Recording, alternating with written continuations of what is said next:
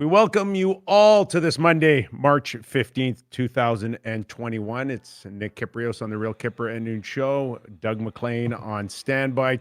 Plenty to get into after the weekend, including Joey Daccord's 33 save win in an unusual start as Matt Murray started warm-up.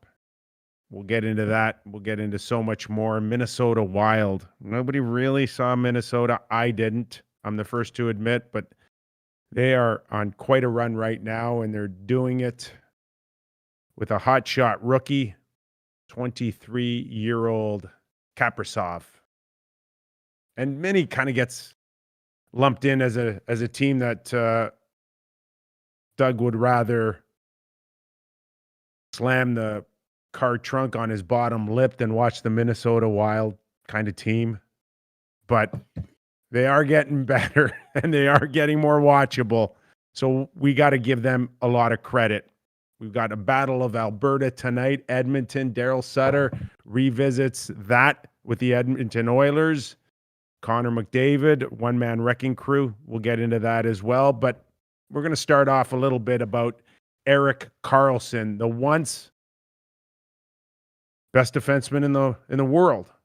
I know we can't say that anymore, but he made news in the last few days regarding his feeling towards San Jose being in a real rebuild or a reset. I'm not sure what we can call it, but we'll figure that out with Doug Maclean.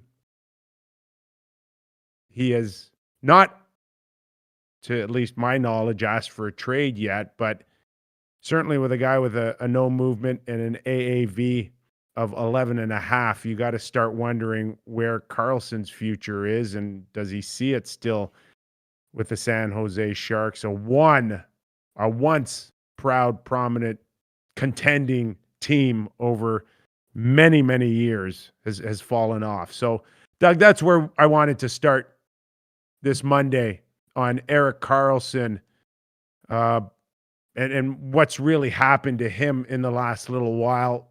And let's just start with the quote, basically.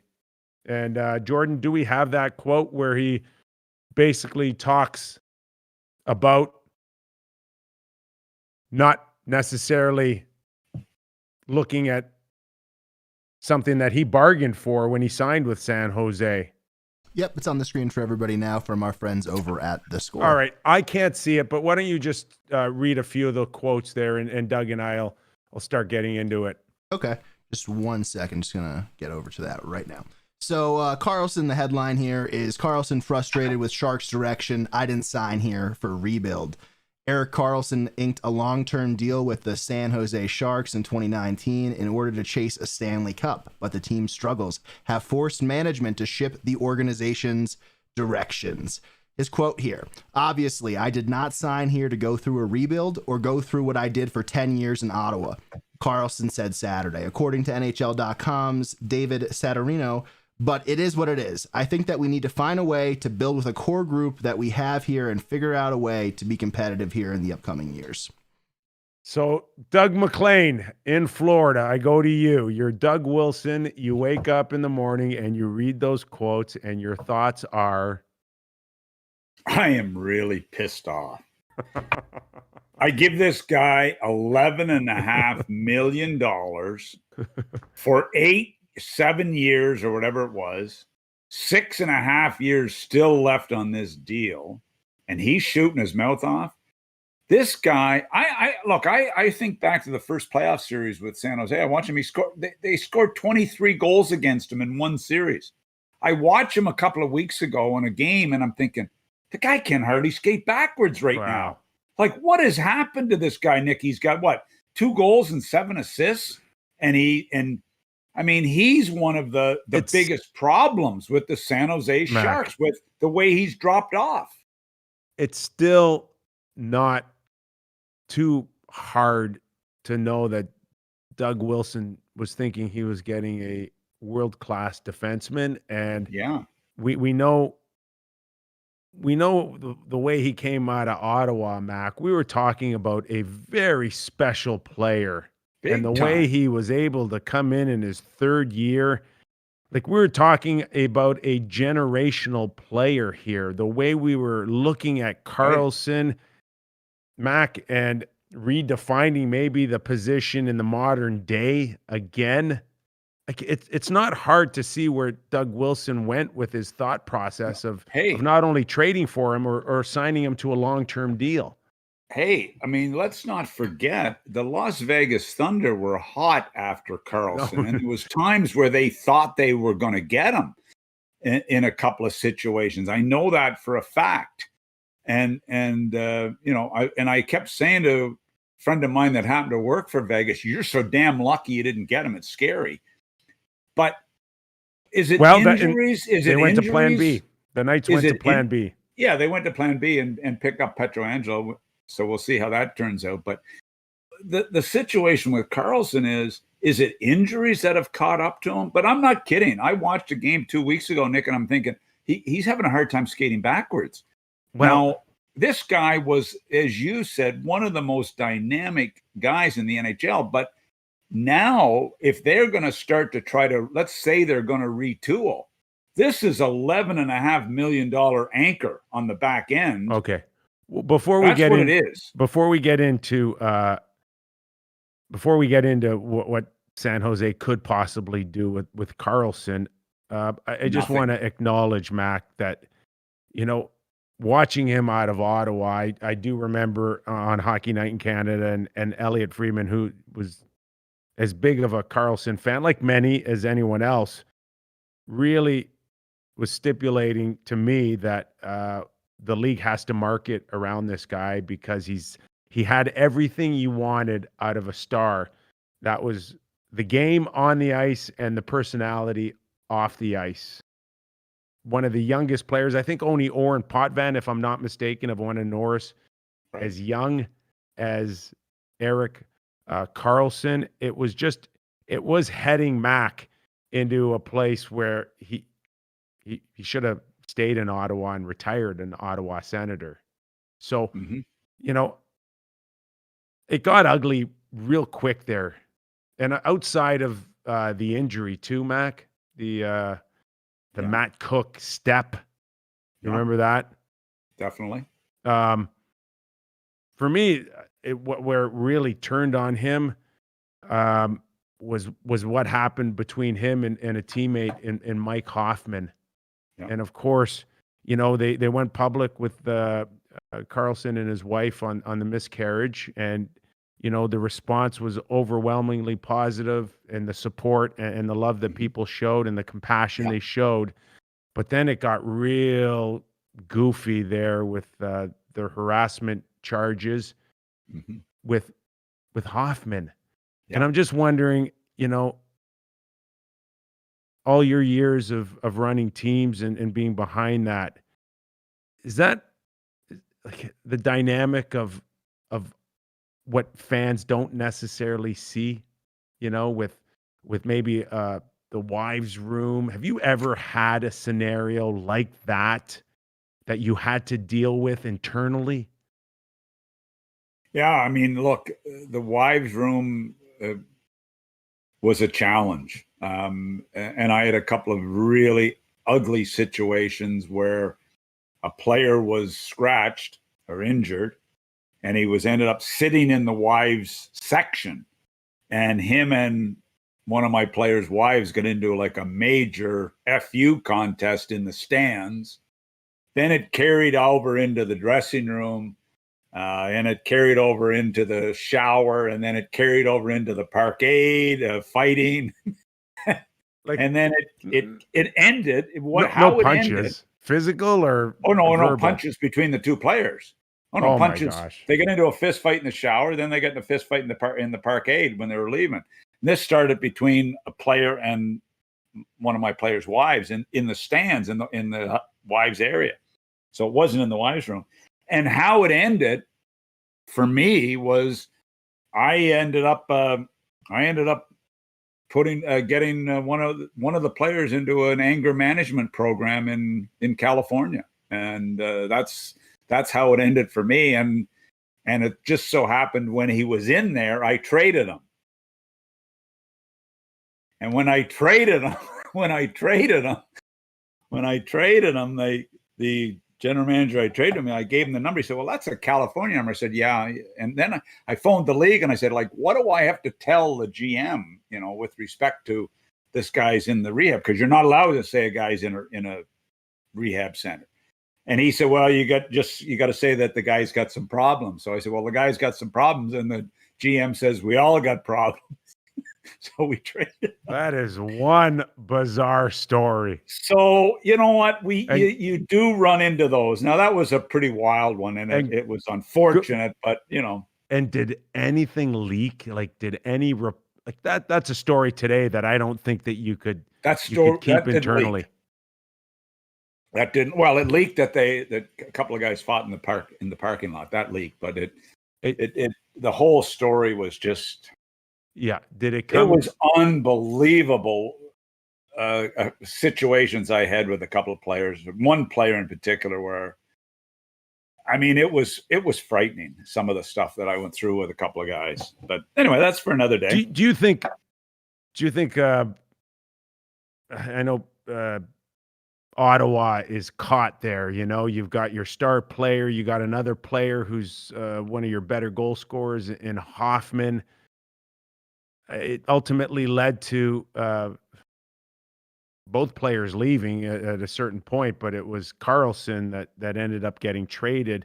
And did that? But it affected Hoffman's career too, in my mind, and his reputation. Without a doubt, yeah, without a doubt. I mean, the guy gets a 1-year contract this year, who's a 30-40 goal scorer in the league, guaranteed. I mean, it has affected a lot. And who knows what really happened and how much. Who was right, who was wrong. I mean, we don't know the details, so it's hard to make judgment. But for whatever reason, it was a very, as you sort of alluded to, a sad ending to a great story in Ottawa, to a kid. If I'm not mistaken, Timmy Murray and Brian Murray drafted this guy like 15th overall in the first round. He was a little tiny guy. I remember Brian saying to me when he first saw him, he said, "Oh my God, this guy's like 140 pounds soaking wet," who developed into a superstar in the league. But it's really unfortunate. And it's now, the trade of Karlsson now all of a sudden is one of the major rebuilding blocks for the Ottawa Senators. Just, just to put that story between Hoffman and Karlsson completely at rest here. You mentioned it's hard to tell who is exactly telling the truth and who is lying. And trust me, when Karlsson moved to San Jose, got traded to San Jose, that question remained. So as the story goes, the first time that San Jose played against Mike Hoffman, the story goes through a few San Jose Shark members that Joe Thornton was on the bench and said, "We'll know in the first 5 minutes of this game who's telling the truth and who was lying." And what happened? Well, according to a few members of San Jose, it was Hoffman chasing Karlsson that game. Oh, really? Yeah. So anyways, it's it was everybody was asking that question. Everybody was asking that question. Who said what? Who's telling the truth? Who's not? But it played. I think it played a huge factor on maybe where everything is right now in Erik Karlsson's life professionally. Yeah. It's funny. I just heard it 2 weeks ago from a guy that was very, very close to the Hoffman situation. And he point blank told me that he said Hoffman paid a huge price for this, and maybe not fairly. So, well, I don't know. Whatever it was who he said, she said, we don't know. Yeah. But the bottom line is it hasn't ended very well for either player. Is this the start? Is Karlsson's comments now the start of a guy that's trying to get out, get traded, bail? How can he be traded, Nick? Mac. How could Doug Wilson trade? Yeah. First of all, he's got 2 goals and 7 assists. Am I wrong on that? It's not pretty. 2 goals and 7 assists. He's making $11.5 million for another 6.5 years. How does Doug Wilson ever? You never say never, but how do you trade that contract? You would have to. Oh, you would have to eat a lot. Eat a ton. Okay, what's a ton? Under a certain. Is he a $5 million player right now? Is he playing up to a $5 million? I would. I'd be the first guy to trade for him if I could get him for $5 million. Okay, so is somebody going to trade him and pick up more than $5 or $6 million? I just need I don't think so. The way he's playing, I just need my dressing room strong enough to have him come in. That's all. Yeah, and I mean the bottom line is, look, this is a tough situation. You got a San Jose Shark team in 7th place. You've got the Kane scenario where he's got 4 or 5 years left at $7 million, and there was conversation about he could be bought out by the Shark, or his contract could be terminated due to the bankruptcy proceeding. You got that hanging over them. You got Karlsson's contract hanging over them. You got Couture's contract. This is a situation in San Jose that has not gone well. It has not gone well for Doug Wilson and his organization right now. They've had a tremendous run in San Jose. They haven't won a cup, but they've been a very, very good competitive team for a long time. I don't know how they get out of this Karlsson scenario. Unless the only way this works out is if Erik Karlsson starts to play a lot better. That's the only way it works. A lot better. He can't play right now. He can't play well enough to make San Jose Sharks a contender anytime soon. No, he can't. He can't. And so this trade but the timing of the trade, you thought, okay, Burns, Karlsson, it could be really like dynamic. It, Mac. I didn't like it either. I went on record and I said, I don't understand. I think as far as alpha dogs, you've got one already on the blue line in 100%. Brent Burns. You don't need a second one, and they don't co-share. Burns had to be that guy for you on the back end, number one, not 1A and 1B. It just, I just thought from a chemistry point of view, it stood no chance. No, I agree 100% with you. And we had many, many conversations about this topic when it happened. And, I know you understand, Willie's trying to win a Stanley Cup. He thought this could be a missing piece to winning a Stanley Cup in San Jose, something that he dreadfully wanted. And then I watched their series the first year he was there in the playoffs. I did the series on TV. And I'm sorry, but I may be wrong, but I think in one series, as I said, he was on for 22 to 24 goals against in a series. And I remember talking to the opposition coach saying, oh my God, I mean, you got to capitalize on this guy. Every time he's on the ice, put your best line against him. And I mean, you got a chance to get 3 scoring chances a shift. The guy, well, was he injured? I thought he was injured. And then he's been a little better, but I'm sorry. This is one ugly contract. The other thing that it may be one of the worst contracts in the league right now. So, whose contract would you rather have, Skinner's or Karlsson's on your roster? I made a mistake. There's a couple of bad ones.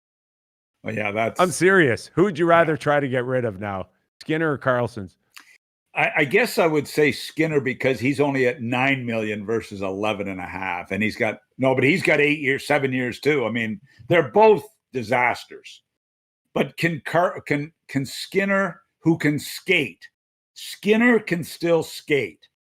Can he rebound? There's a chance he can. Karlsson's not 35. He's not 30 years of age. He's young. Karlsson is he's young. He's 30. The Achilles tendon surgery will always be there. Is that why he's having trouble skating backwards, like you said, or is it just because he's on his heels constantly? I don't know. I mean, again, and in fairness, I haven't watched them a whole lot, but I look at the numbers I look at where they are in the standings. Yeah. I look at the salary. I look at the structure of the team, and I think, ooh, this could get ugly. I don't think fast. we need to live on the West Coast to know when Brent Burns is dominating and being a great player, and it's all disappeared now too for Brent Burns, that he does not get the recognition now as being a dominant guy like we've seen in the past. Is it just simply him eating too many chocolate bars on all the telecasts? Because that's the only time I really see him in the highlights is when he's stuffing a Kit Kat down his throat. I don't know. It's either that or looking after the snakes and drafts on his farm. I don't know what's going on, but there's something something. It's going not on. Focused on the ice where it needs to be. I would and imagine. Then we haven't even get into the Kane scenario where we got that hanging over their head. And I mean, remember talking about when Kane signed his deal, and Nick, remember you and I discussing this, saying, just a minute, Pavelski's not done, and you're giving Kane this deal, and you're giving Karlsson this deal, and Pavelski's the backbone of your team with Joe Thornton and the glue. Burns. The glue. What? Yeah. The glue. The glue. And they weren't, and I'm thinking, this doesn't make sense. We talked about that time and time again. But anyway, like I said, well, the latest had a good is run in San Jose, but they're are we hearing? not far from a rebuild. What are we hearing? That his contract could be bought out? I'm like terminated. I would imagine, Mac, that if that is leaked out, which it obviously has, that's got more to do with owing creditors than San Jose just saying that on their own, right? Exactly. I would think so. I mean, he only owes 29. I mean, the word was Kane owed 29 million. Like you can't. First of all, the PA would never allow a team to just terminate a contract outside of a buyout window, right? I can't imagine it would. So, like, I don't know where that stems, to be honest with you. But I don't know either. I hope it's not, for his sake, for the kid's sake. I hope not, because you certainly would like to. I mean, he's had his share of challenges, but this with that bankruptcy hanging over you is a major challenge, and to focus on hockey too. This is the last thing that the San Jose Sharks organization and Doug Wilson needed on their plate right now. All right, let's move on to what we saw on the weekend. I guess we'll start with Toronto and Ottawa, because while the Leafs played pretty well and you could argue outchanced Winnipeg by a significant amount of those chances, they lost 2 out of 3, and now are in a situation where they got a bounce back game. They got to travel 24 hours. They flew them in the day of because the sleep doctors say this is the best. And sleep doctors don't have to play. Outside of the last 5 minutes, and I don't know how much stock you want to put in the 5 minutes, the Leafs sucked against Ottawa. And we mentioned the goalie scenario, and we'll get into that with Murray and Daccord coming in for his first NHL win, and an emotional interview after the game with Kyle from Sportsnet. But what do you like? What's going on with the Leafs here? Well, you know what? It was sort of I've sort of gone all over the map a little bit. I sort of thought at the first of the year that they needed more grit, which they accomplished. I still wasn't sold on their blue line. For a Stanley Cup contending team, I wasn't sold on their blue line. And then I'm thinking, okay, I'm wrong. Hall's been good. Brody's been good. Riley's been real good. And then I watched last night, and they were not very good. I mean, I saw terrible giveaways on breakouts by Muzzin, by Riley. I saw poor coverage in front of the net by Brody. I didn't like their back end. Hall was just I didn't like their back end at all, I think. But in fairness, you got Hutchison, your number 3 goalie, starting the game. So that's a given. Then Andersen comes in. Obviously, he didn't want to play because he played like he didn't want to play with a couple of those rebound goals.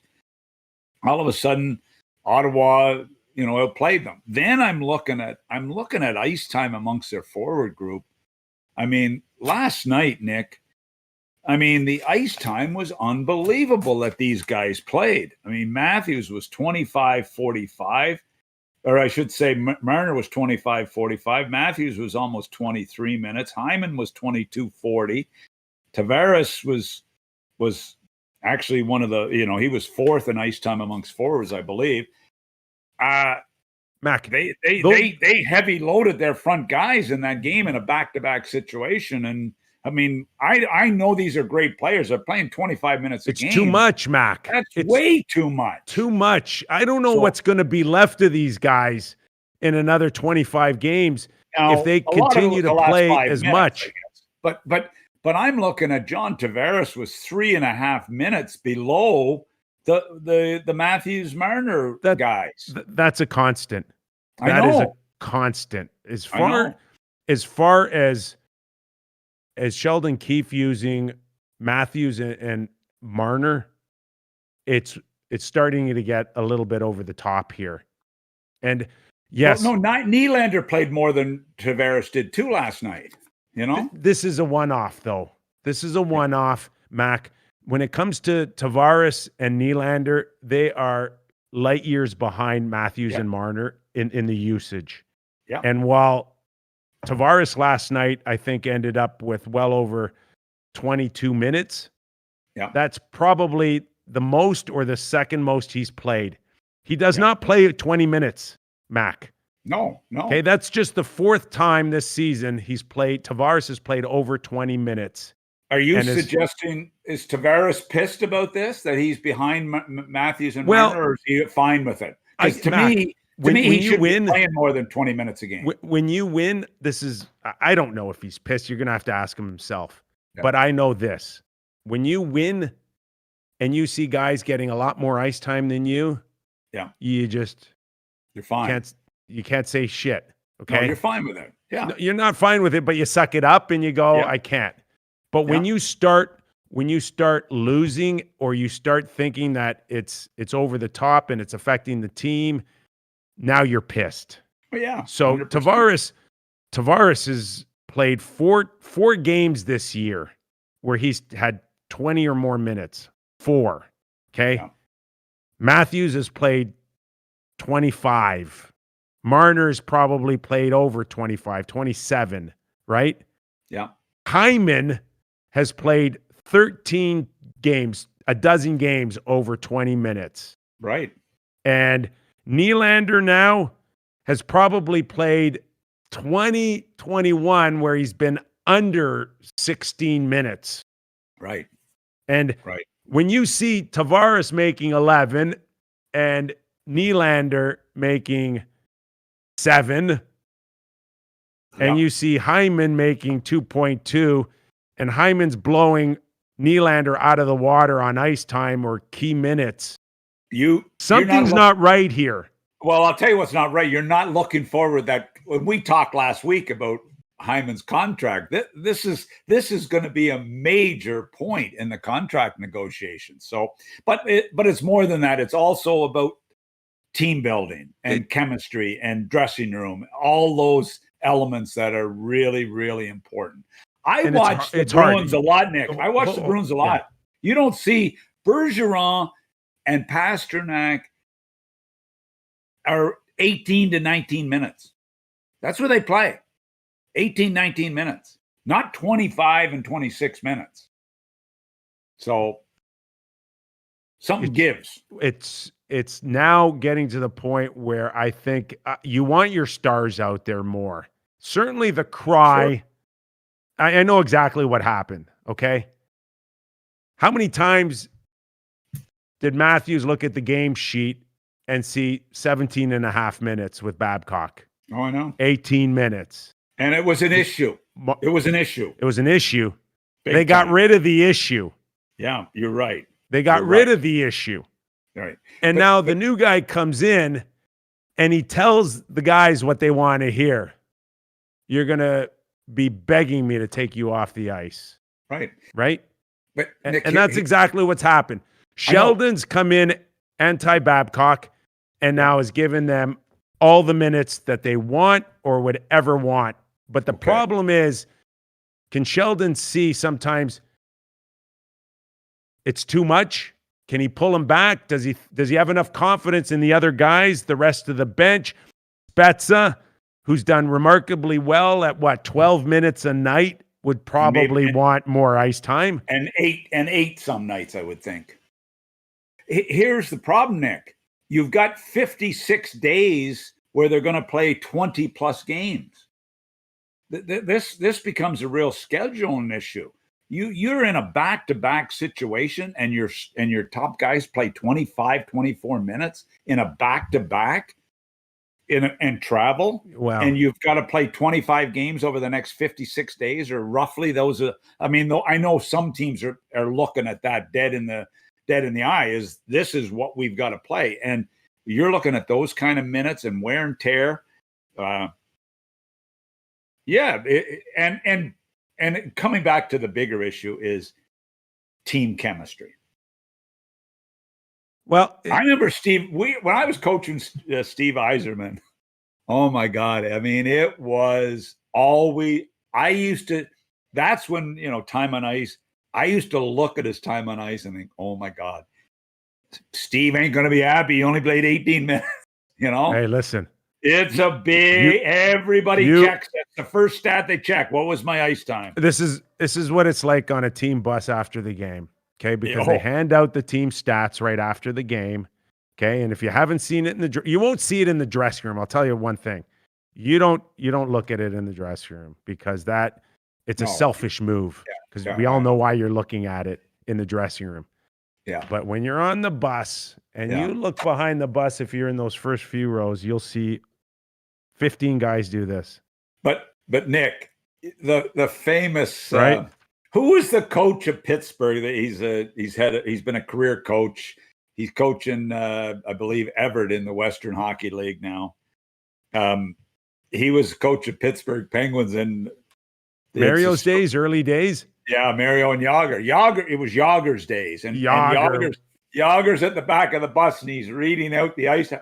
Oh, Yager, 14 minutes and 35 seconds. And then he pulls up a plugger and said, and so-and-so, 13:45. Yeah, I wonder why we lost it. And the coach sitting in the front seat of the bus. Oh, what was his name? I mean, I know him well. I just can't think of it. Yager would have to suck it up when he watches Hyman play 20 minutes a night. When that guy plays as hard as he does, Mac, it might be tough some nights when you think he is not a skilled guy, but his game has gone to another level. And he should walk into Kyle Dubas's office with a sheet and go, Nylander, 6.9 for 16 minutes, and me for $2 million at 22, 23. No, he shouldn't. What's wrong with that, Kyle? He shouldn't do that. He should walk in and he should say, Hyman, 22.35, John Tavares, 20.45. That's what he should walk in with. Oh, gosh. That is going to be a fun negotiation. It's something we talked about negotiation last week, and I read some interesting articles this weekend on Hyman again, so that's good. Well, the Leafs are off until the end of the week when Calgary comes to visit them, and that'll be interesting. They'll have a full week of practices. It'll be fun to watch, to hear the comments or hear about practice and how hard Sheldon pushes them. In all the teaching, all the teaching. This is I mean, how many times have they lost to Ottawa this year? Is this 3 losses? Ottawa owns Montreal and Toronto. They can take care of the East. They got trouble out west. Thank God Ottawa's not going to make the playoffs. They don't have to play them in the first round, although they're not out of it yet. The other thing I want to get into just a little bit with the Leafs is Leaf Nation's going wild on Frederik Andersen. They just, you love him or you hate him, but there's no in between here. Where's Jack Campbell? Jack got hurt in Calgary, came Right. back, and I guess it didn't heal, whatever the case is. That's too bad But because like, he looked good. are we now? You said it. It kind of blows me away, but are we now in a situation where this team that's supposed to win now and is everybody's screaming that this is their year to win the cup now, like resting on Jack Campbell? That Like, would make serious? me look. Seriously? Well, that's sort of where a lot of people are pointing. And I'm thinking, okay, just a minute. I like Jack Campbell and I know he's been a solid guy, but to me, he's been a career backup with a few little exceptions where he's been able to carry it. And you're talking a Stanley Cup 4-round series. Maybe he can do it. Freddie has been good, but Freddie stumbles and Freddie hasn't been able to do it in playoff time. So it makes everybody a little nervous. And then you couple that. I know their blue line has surprised me. Bogosian, what did he play? 8 minutes last night? Brody played over 22 minutes. Morgan Riley, 25, 26 minutes. And I'm thinking, is this defense deep enough to play in a playoff round? Yeah. And now there's rumblings. They got to get a defenseman. They got to get Ekholm. They got to get this guy. They got to get that guy. They need more grit up front. One last thought on Freddie Andersen before we move on is, where is the responsibility of maybe Kyle or Brendan Shanahan here in terms of an exit strategy, a thought of, you can never really truly, Mac, think about the present without still thinking a little bit about the future. And the decision now to have put your goaltending predicament where it is today. Frederik Andersen is on an expiring contract. Right. He failed miserably again in the bubble. The inability to advance in a playoff scenario is hanging over Frederik Andersen's head since being traded from Anaheim. It's there. It's in the room. Everybody knows it. He's been terrific for the most part. Okay. Yeah. He has been a very solid goaltender for the Toronto Maple Leafs, but you have that hanging over his head. You do. Now you shop him, which we know that they did in the summer. Probably didn't get the offer that he would have liked. Brought him back. I assume if you're Frederik Andersen, the last thing you really wanted to do is go into the last year of your deal under these circumstances. You would have liked to re-upped. You would like the security of a long-term deal. And in a perfect world, he would have loved it right here in Toronto. He doesn't get it.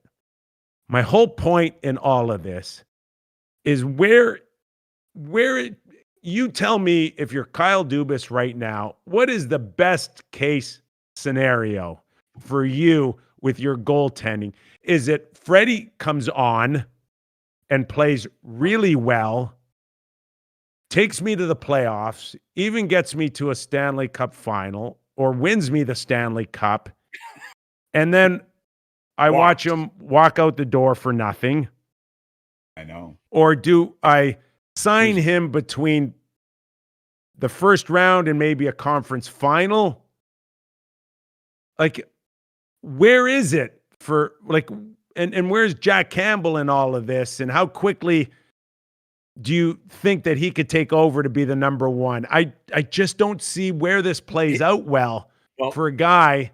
Tell me, like Frederik Andersen, if the trends continue and he's just pissed off about his situation and just can't wait to get out and hit UFA, where does that leave the Leafs in that? You just don't see this scenario anywhere. We saw it a bit with Markstrom in Vancouver last year in a conference situation where he was unrestricted and he was the MVP of the team and he had a tremendous playoff and walked out the door. But you typically do not see this with a contending team where your goaltender is not, I mean, a contending team. And the Leafs believe, and a lot of people believe, the Leafs are a contending team, at least have a very good chance, people believe, of coming out of the Canadian division with an unstable goaltending situation. It's a couple of things. Number one, you don't know if he's good enough to win because he hasn't been able to do it. Number two, contract playing on his head. Number three, your backup has never been really a number one for an extended period of time. This is an unstable goaltending situation. You don't see it very often with contending teams. So he starts lighting himself on fire and he gets them to the third round. He's already outpriced for you anyways. Yeah. Right? Yeah.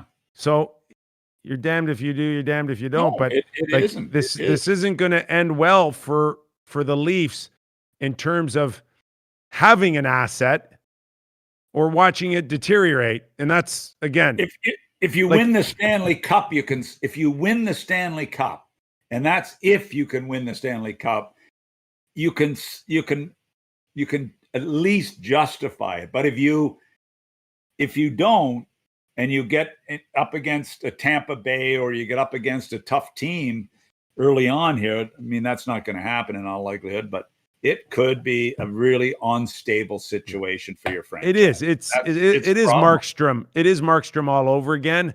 And, even if the Leafs lose in the first or second round, I believe that there's going to be teams interested enough to say that Frederik Andersen, success or not, is still minimum a $5 million goalie.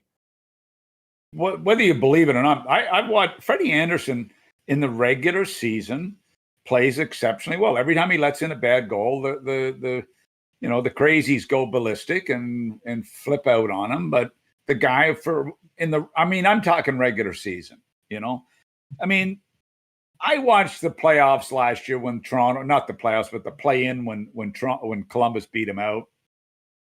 I mean, was Freddie Andersen the reason they didn't win? I mean, there was a lot of other guys that didn't piss a drop, and Freddie took the heat, but there was a lot of guys that didn't do very much. I remember, though, the deciding game, and I'm watching Tavares, Matthews, and Marner as a line.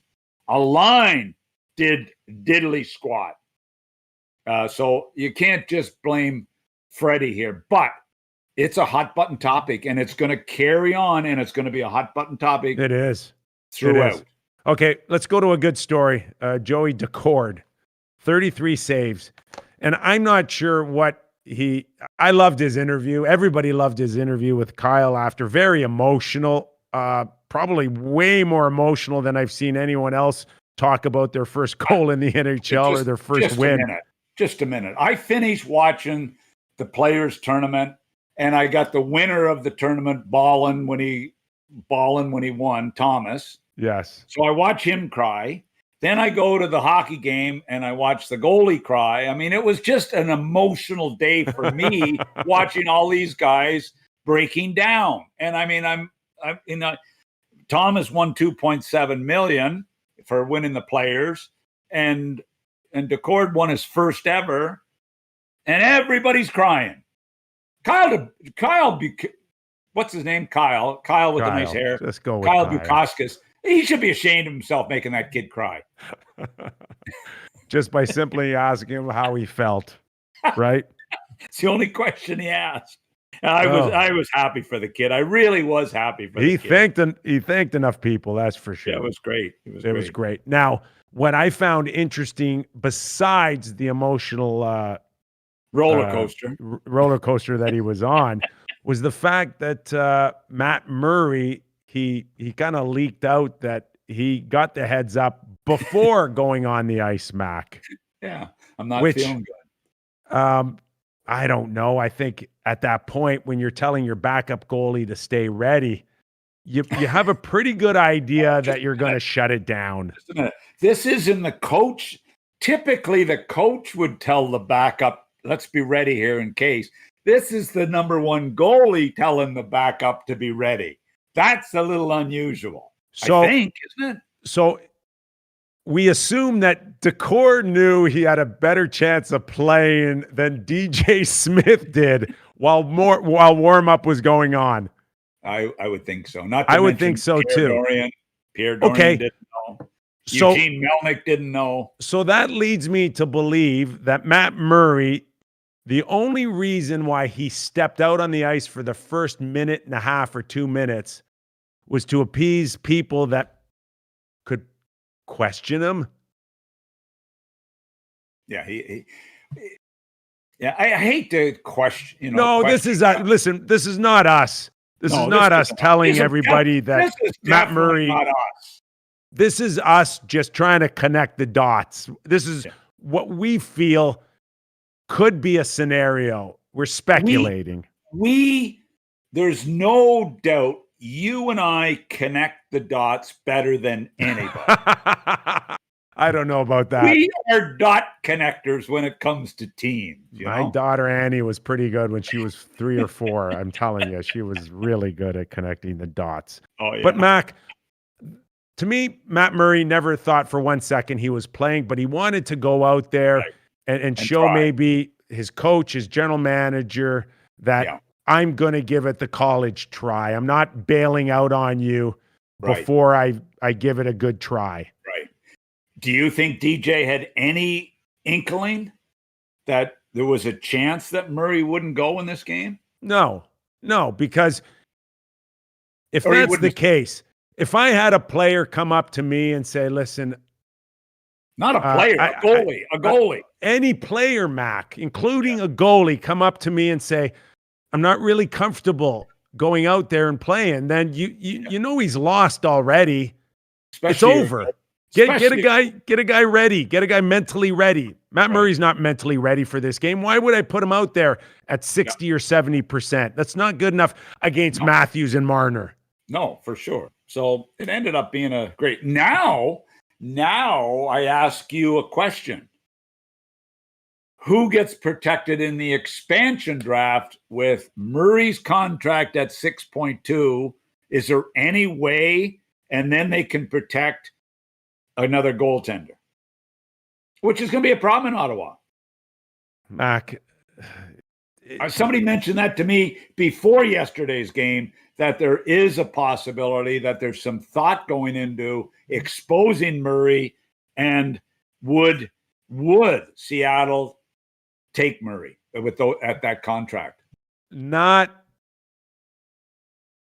NFC. Okay. Okay. I'm just saying. No chance. No. Okay. No chance. Okay. Not unless, again, Matt Murray can turn this thing around in the half a season. Right. And I don't think there's a chance that Seattle would take Carey Price at full value. No, exactly. So what we're doing here is connecting the dots. Well, if we're going to connect the dots and we were going to pick maybe the best player on the ice last night, I got to think Tim Stützle could be right up there. Mac, he was really, really good. Just a minute. Let's connect the dots here. Tim Stützle came to Ottawa with Erik Karlsson's pick that was in that trade. Yes. Tim Stützle makes a pass last night from forehand to backhand through a high traffic area to Batherson for a tap-in goal. Yes. That was as high-end a play in traffic, skill-wise, that you see in the NHL. It was a special talent play, which, it was, we talk about Matthews' goal the other night, the overtime winner, what a spectacular play that was hand-wise with Matt. This was a comparable pass 100%. That shot. 100%. This is high-end, high-level stuff. Did I say he was in the Karlsson trade? Yes. Yeah, okay. Yeah, you did. You did. Okay. Well, he wasn't in the trade. How come some nights Ottawa fans can feel really, really good, and then other nights they can feel really, really bad? Yeah. I know. I know the feeling. I just you watch Because Ottawa day to day to week, Mac, and it just seems like you just don't know in terms of real direction that this team's going, and whether or not it's Pierre, Dorian, and Eugene Levitt, Eugene Levy. I'm watching Shit Creek, by the way. They've watched so many. Last week. He almost sold the town, and the guy took a stroke. He almost sold Shit Creek. They've won so many awards, for Christ's sakes, that I'm starting to call Eugene Melnick Eugene Levy. That's how good Schitt's Creek is. But anyway. Hey, let me tell you something. Ottawa fans would prefer Eugene Levy owning the team still. Okay? Anyway. Oh, my God. Because there would be a major award coming soon. Yeah. But oh, my God. It still seems to me as an organization that the bottom line is how much money did you save me today, not necessarily how great these players are looking. But well, I think Eugene, I think they're excited about the future, and I think you watched them last night. But a great friend and a mentor died here recently, and at his funeral, what was said was his philosophy on life was, don't get too high with the highs, don't get too low with the lows, and keep looking ahead. That's what the Ottawa fans have to do. And I think it's great advice. Yes. Yeah. I don't get too high when we blow it out of the water on YouTube. I don't get too low if we don't. If I get a 90, if I have a 7 on the 18th hole like I did yesterday for a 91, I don't let it bother me anymore. I just keep looking ahead. We didn't even mention likes so far in the show, and I know we got a lot of watchers and listeners out there. So, Mac, I think you're doing okay in the likes today, and we didn't even ask anybody to hit the like button yet. I hit it myself. That's the first thing I do when we go on the air is hit the like button. So Okay, where do you want to go? Battle of Alberta or Jets in Montreal? I've got to go to BurgerFi and get burgers for the girls here. They're at the beach, and we're not finished yet. We're not finished. Where do you want to go? Well, Daryl Sutter. We got to go to Daryl Sutter. Okay, he's reeled them in, Mac. He's got them a little bit. Well, the first couple of games when you have a new coach, and especially one with as experienced as Daryl, you're going to see a lot more attention to detail. I love the Lucic, the way he's grabbed on and warned the guys, and he's sort of, it's a little rebound for Luch. Let's see how long it keeps going, but I love what I've seen so far. Monahan was a big story. I was shocked reading that Monahan and his draft class, and you look at that draft class, it's one of the best with Nathan McKinnon, all these guys in it, and he's the leading scorer at this point with that draft class. That is Daryl going to be able to get Monahan to another level? Is he going to get Goudreau going? It's going to be fun to watch. And Daryl comments yesterday, I don't know where I saw it, but Daryl said, the only reason I coach is to win a Stanley Cup. I don't want to go here. I don't want to go there. I could have went here. I could have went there. I want to coach in Calgary because it's my home province. My farm's close, and I want to win a Stanley Cup. It's the only reason I want to coach is to win a Stanley Cup. No other reason. It's going to be interesting to watch. 10 points in 4 games for Connor McDavid, just alone against Calgary this year. Daryl mentioned it's going to take everybody, but it's got to be a focus for Calgary tonight, finding a way to shut down one guy. Is that what Daryl's going to be focusing on as well in an indirect way without making it too much of a focus? As Daryl said, he does it to a lot of teams, this McDavid fella. You know what? It's got to be a focus. It's got to be when you're on the ice, it's got to be a five-man plus the goaltender commitment to McDavid. It has to be. And you know what? in a playoff time, you can get guys to. I remember coaching against Lindros. I remember coaching against Lemieux and Yager in playoffs. And it was a team, unbelievable team focus to shut down those stars. And the underdog guys relished it to shut down those superstars. And that's what Daryl needs, a buy-in from everybody to make it miserable for Connor McDavid. Not fun. Is Daryl going to go a little old school here? More in your face? I would be surprised if he doesn't go a little. As I said, old school sometimes is real good if you win. You like old school when you win, you know. Calgary is now knocking on the door of the Montreal Canadiens, and we didn't see this about 4 weeks. Can you get the Calgary Flames to pay a price to win? That's Daryl's biggest challenge. This team has not wanted to pay the price the last number of years when it really counts. Can he get them to do that? Do you like their chances of catching Montreal now?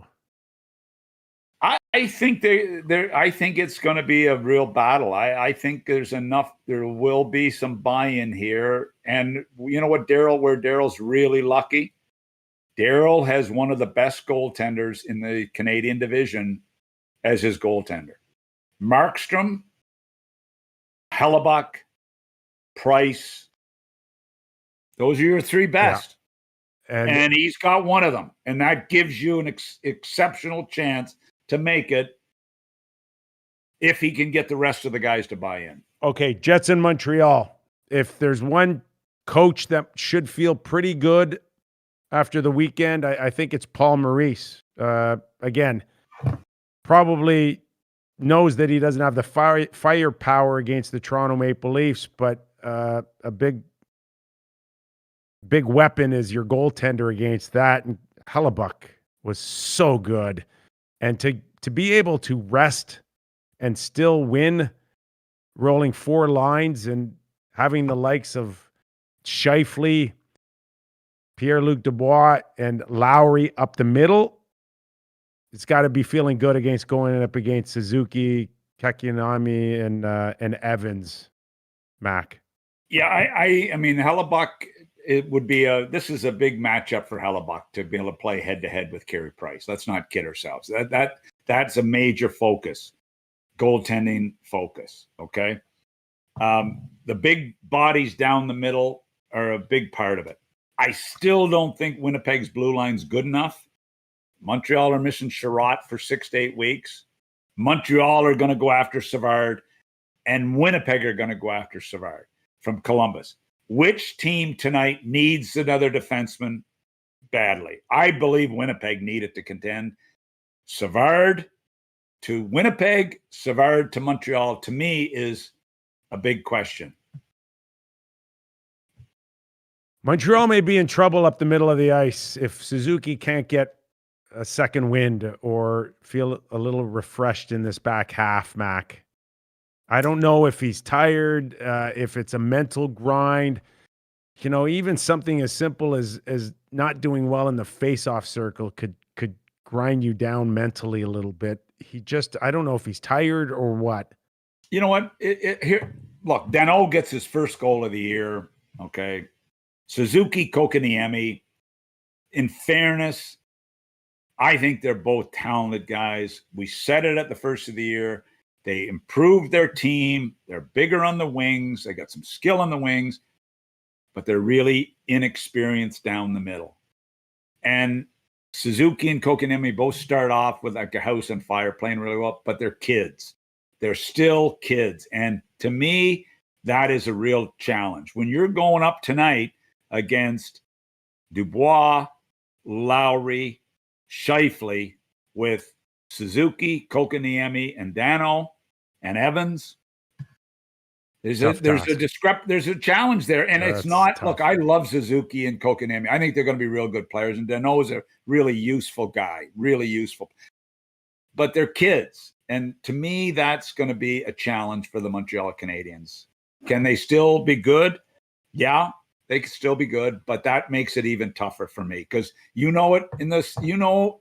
playoff time, that those big guys down the middle, the big guy in the blue line, big guy between the pipes, that's where it all starts and ends.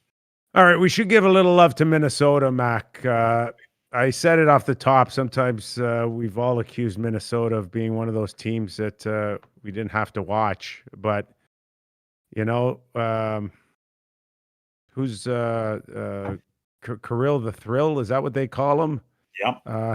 Kaprizov is Seriously. a little ball of fire out there. You got the hat trick on the weekend. And then all of a sudden, their goaltending, Mac, Cam Talbot, we didn't think too much of coming in as a support guy, but it's really that Capo Kakinen that's really taken, I think, the team by the throat. I mean, I would never say anything negative against Cam Talbot. I mean, I know him very well. He played college hockey with my son, so I've always been a Cam Talbot. Well, he did a great number for Calgary when they needed him last season. But here's the thing. I am going to make a promise that I am going to watch the Minnesota Wild once. No. Kirill the Thrill will make you watch more. Because he's fun to watch, Mac. He's the real deal.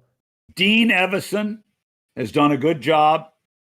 They're not an easy team to play against right now. Like Dean Evason showing some care. I mean, he sat Parise again late in the game the other night. He sat him.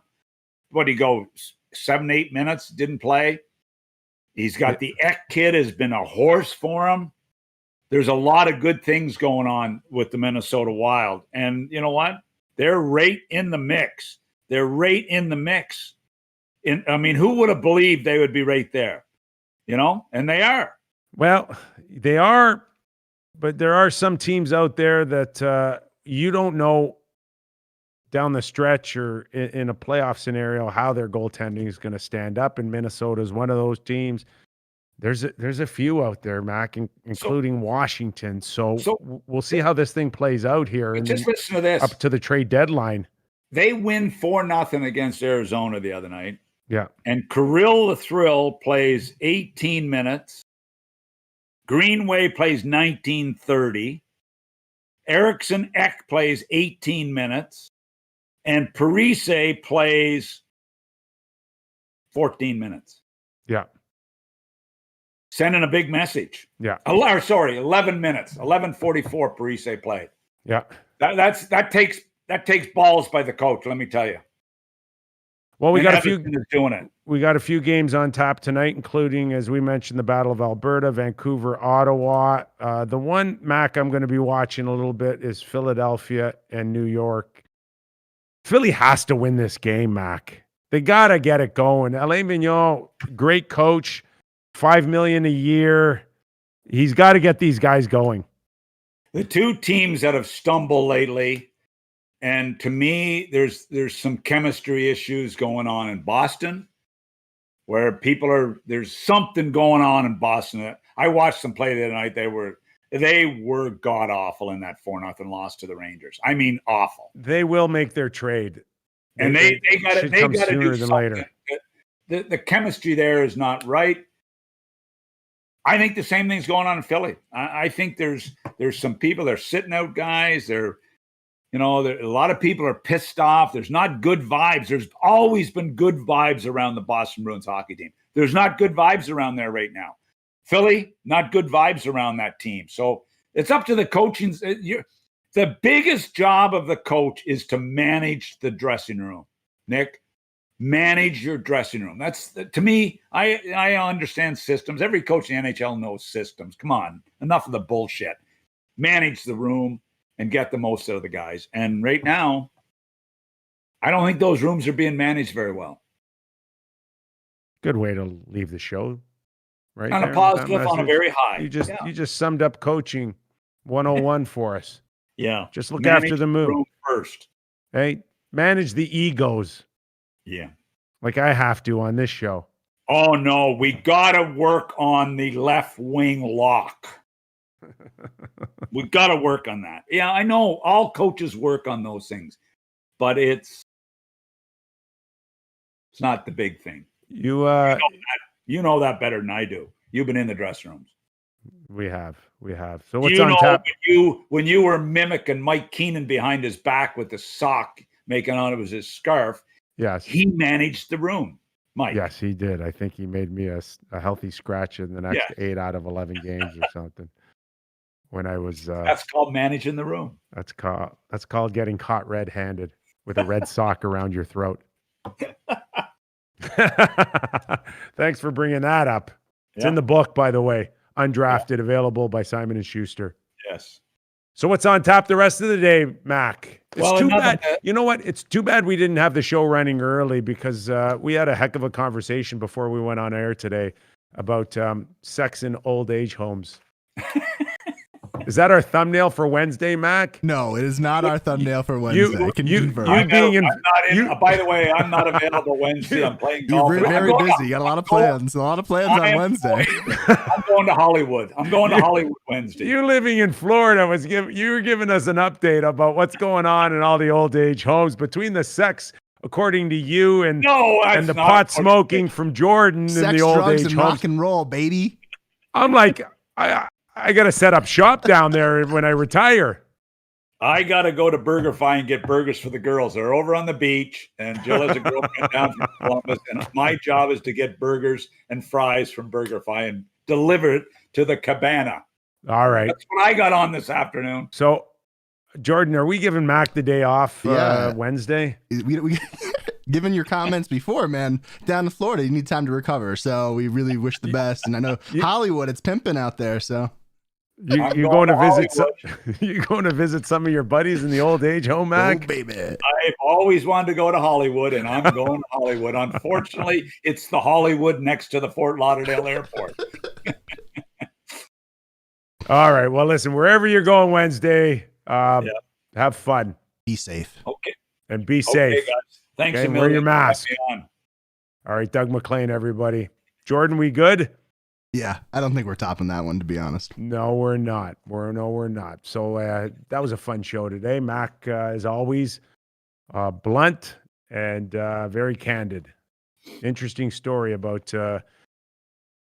his Columbus days and dealing with off-ice issues, including managing his players, managing the wives' room, all of that. But as always, very candid here on the Real Kyper at Noon show. Hey, everybody. Thank you for joining us on this Monday. I think we came close to 200 likes in this show, which is great because we didn't even ask, Jordan. We just now know that everybody's going to hit that button for Mac moving forward here. If you're a first-time watcher, hit the subscription button and we'll give you all you need to know in the world of hockey on the Real Kyper at Noon show. Everybody have a great Monday, and we'll see you on Wednesday.